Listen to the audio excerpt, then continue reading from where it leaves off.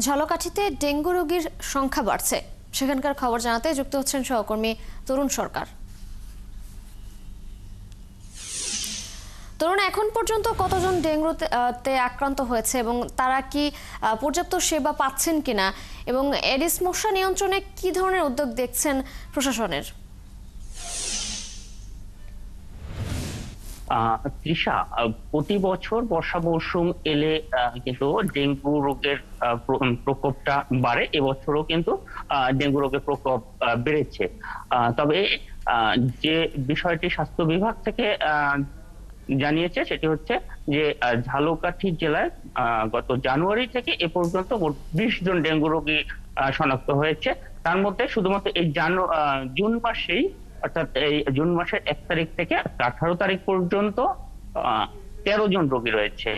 আর বর্তমানে এখন কিন্তু হাসপাতালটিতে একজন রোগী ভর্তি রয়েছে। গত 24 ঘন্টায় কোনো ডেঙ্গু রোগী শনাক্ত হয়নি।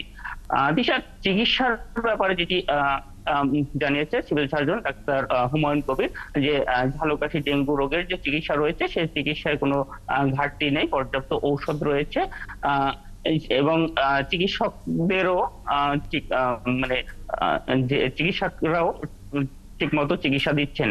তবে ডেঙ্গু ওয়ার্ডে যেটি দেখা গেছে সেটি হচ্ছে যে ডেঙ্গু ওয়ার্ডে কিন্তু কোনো মশারির ব্যবস্থা নেই। ডেঙ্গু রোগীদের যে মশারি টানিয়ে রাখা বাধ্যতামূলক, সেটি কিন্তু ডেঙ্গু ওয়ার্ডে দেখা যায়নি। আর ডেঙ্গু প্রতিরোধে, অর্থাৎ এডিস মশা প্রতিরোধে যেসব কার্যক্রমগুলো সাধারণত স্থানীয় পৌরসভা থেকে দেখা যায়, সেগুলো আসলে কার্যকরী কোনো পদক্ষেপ ঝালকাঠি পৌরসভায় দেখা যায়নি।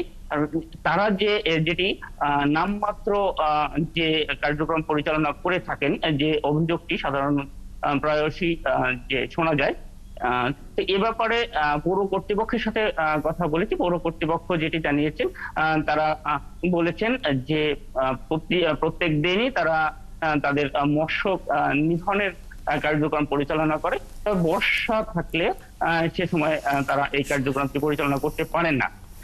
তিশা, আরেকটি তথ্য জানিয়ে রাখি যে যেহেতু বরিশাল বিভাগ খুব কাছাকাছি ঝালকাঠির হওয়ার কারণে এখানকার অধিকাংশ রোগী কিন্তু বরিশাল শেরেবাংলা মেডিকেল কলেজ হাসপাতালে চিকিৎসা নেন, যে কারণে ঝালকাঠিতে কিন্তু ঝালকাঠির বেশিরভাগ রোগী বরিশাল যাওয়ার কারণে এই রোগীর চাপটা কিন্তু এখানে কম ঝালকাঠি সদর হাসপাতালে। তিশা।